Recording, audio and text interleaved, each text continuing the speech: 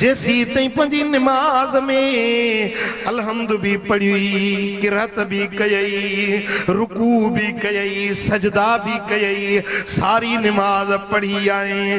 हाणे अतैयात में गोडड़ा अदब जा भञूं, गर्दन झुकायूं, वडे अदब सां वडे न्याज सां रब जी हुजूरी में वेठोई।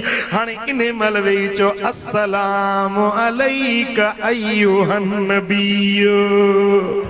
ए गैब जे खबरुन बुधाइण वारा तो ते सलाम। अबा जे नमाज में बाबो अचे अम्मा अचे सलाम वाराई नमाज भजे या बचे? हाँ भली केडो प्यारो दोस्त अची वने, दिल प्यारो जानी अची वने, भली मुर्शिद अची वने, दौरान नमाज चई सही सलाम अलैकुम, नमाज बीहंदी भजंदी भजी पवंदी।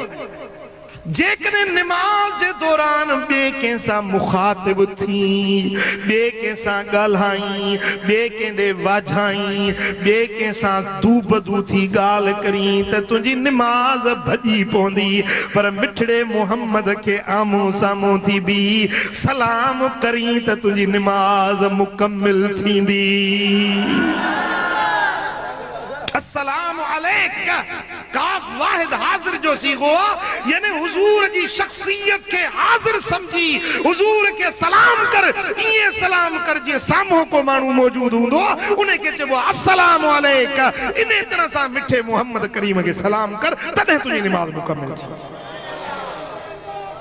हाँ सही मुस्लिम में हदीस आ, हजरत काब बिन उजरा सब चो रज़ी अल्लाह ताला अन्हु असहाबी सगोरो रिवायत तो करे त दिलबर नबी के अर्ज कयोसी त या रसूल अल्लाह सलाम पढ़ण त असां सिखी वियासीं।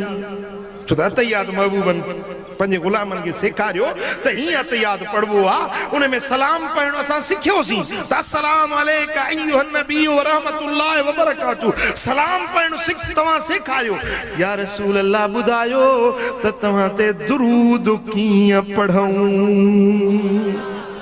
हुजूर फरमायो त मूं ते दुरूद हीअं पढ़ंदा कयो जो चओ अल्लाहुम्मा सल्लि अला मुहम्मदिन व अला आलि मुहम्मद कमा सल्लैत अला इब्राहीम व अला आलि इब्राहीम इन्नक हमीदुम मजीद।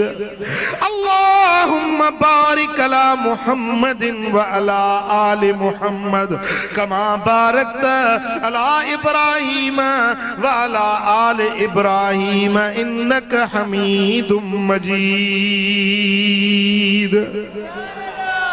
ओ सिंधी टोपी वारा सोना ओ हेडे हेडे ने यार छा तो बारन खे ॾिसी। हाँ अल्लाह अल्लाह ओ मुझे प्री प्यारा मुझे दिल पर मोहम्मद करीम सेखारियो त मूं ते सलात हीअं पढ़ो अल्लाहुम्मा सल्लि अला मुहम्मदिन व अला आलि मुहम्मद। हाँ ये अल्लाह असांजे महबूब मोहम्मद करीम ते रहमत मोकिल ऐं महबूब जी आल जे मथां भी सलात मोकिल।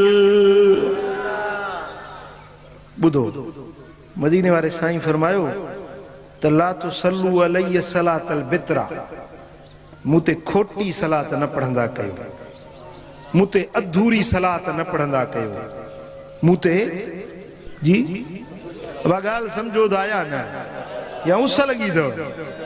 हाँ साईं करीम फरमाइनि था त मूं ते अधूरी सलात न पढ़ो। साहबन अर्ज़ कयोसीं अधूरी सलात कीअं? पाण फरमायूं त तव्हां हीअं चओ अल्लाहुम्मा सल्लि अला मुहम्मद सुम्मा तुमसिकून, अल्लाहुम्मा सल्लि अला मुहम्मद चई पोइ चुप थी वञो, इहा आहे अधूरी सलात। चऊंसीं भला पोइ मुकमिल सलात कीअं?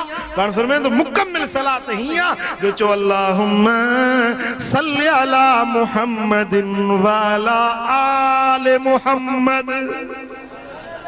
हाण तव्हांजी सलात मुकमिल थी जॾहिं मुहम्मद सां गॾु आले मुहम्मद ते भी सलात पढ़ियव। रुगे महबूब के मञो, महबूब ते सलात पढ़ो ऐं महबूब जी आल ते सलात न पढ़ो त इहा सलात तव्हांजी अधूरी आहे, अनकम्पलीट आहे। इहा तव्हांजी सलात गैर मुकम्मिल आहे। इहा सलात तव्हांजी बितरा यानी खोटी सलात आहे। इहा अल्लाह वटि क़बूल न पवंदी जेसीं ताईं आले मुहम्मद ते दुरूद न पढ़ंदो। चो सल्लल्लाहु अलैहि या रसूल अल्लाह वाला आलिक व अस्हाबिक या हबीब अल्लाह। दोस्तन मोहतरम, मुझे आका फरमायो तो जैसी तई आले मुहम्मद ते दुरूद न पढ़ंदो तेसी तव्हांजी निमाज कबूल न पवंदी। निमाज कबूल पवंदी तॾहिं जॾहिं आले मुहम्मद के याद कर। हाँ बी हर शय ता हथ खणणो आ पर आले मुहम्मद ता हथ खणणो नहीं। निमाज जी तकमील भला सलात अग में पढ़जे। हाँ निमाज में ॾिसो न सब खां आखिर में वञी सलात पढ़जे थी। निमाज जी जॾहिं तकमील थिए थी, निमाज मुकम्मिल थिए थी, सलात ते वञी। अल्लाह अल्लाह दोस्तन मोहतरम, इन्हे में राज ऐं हिकमत इहा आहे त कमन जो इबादत जो तकमील जो मरहलो तॾहिं अचे थो जॾहिं आले मुहम्मद सां निस्बत ऐं मुहब्बत जुड़ी।